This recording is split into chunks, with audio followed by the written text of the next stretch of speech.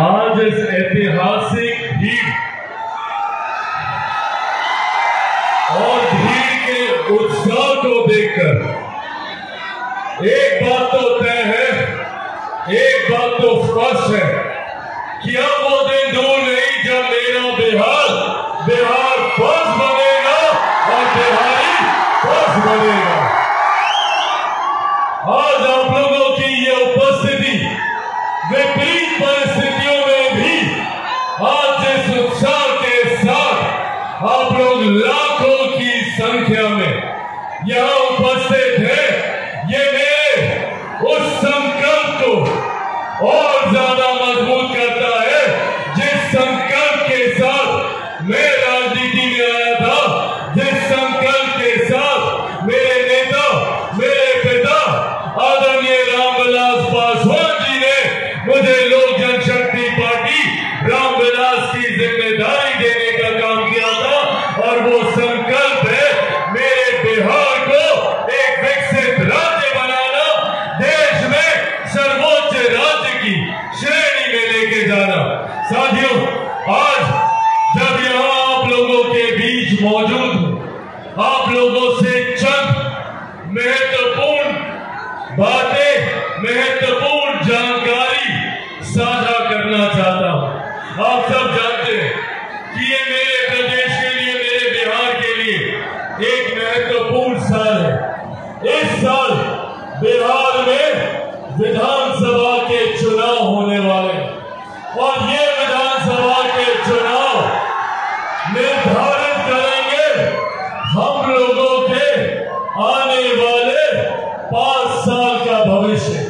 और ये 5 साल हर व्यक्ति के जीवन में महत्वपूर्ण होते हैं। लोकसभा चुनाव के दौरान हम लोगों ने देखा कि किस तरीके से विपक्ष के नेता, विपक्षी दल झूठी बातें फैलाकर हम लोगों को भ्रमित करने का प्रयास करते हैं और पुनः ये षड्यंत्र आने वाले महीनों में रचा जाएगा। चुनाव समीप आते आते तक भ्रमित बातें कही जाएंगी, झूठी बातों को बार बार दोहराया जाएगा ताकि हम लोग उसे सच मानने लग जाए। लोकसभा के वक्त भी इसी तरीके का भ्रम फैलाया गया था।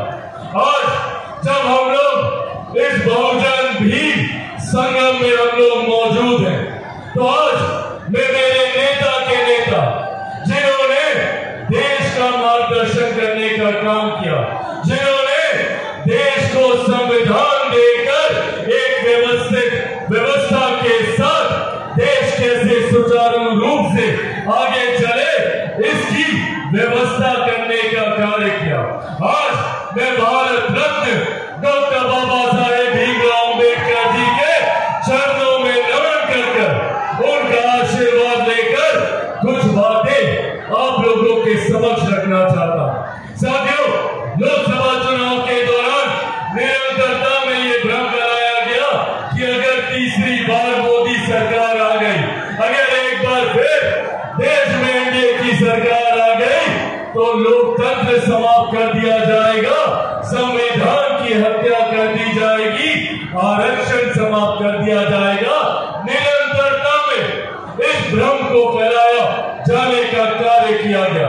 आज एक बार फिर पुनः संविधान को लेकर भ्रमित करने का कार्य किया जा रहा है। पर ये बातें हम लोगों को जानना जरूरी है कि जो लोग आज संविधान की हत्या की बात करते हैं, सही मायनों में अगर देश में किसी एक कालखंड में अगर संविधान की हत्या की गई थी तो वो 1975 में आपातकाल लगाकर सही मायनों में संविधान की हत्या करने का काम कांग्रेस, उनके नेता और उस वक्त की प्रधानमंत्री इंदिरा देवी जी के द्वारा की गई थी।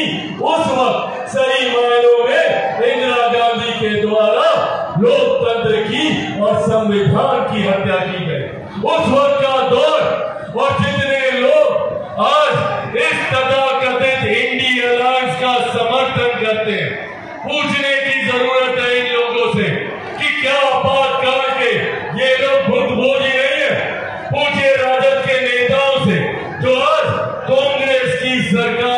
समर्थन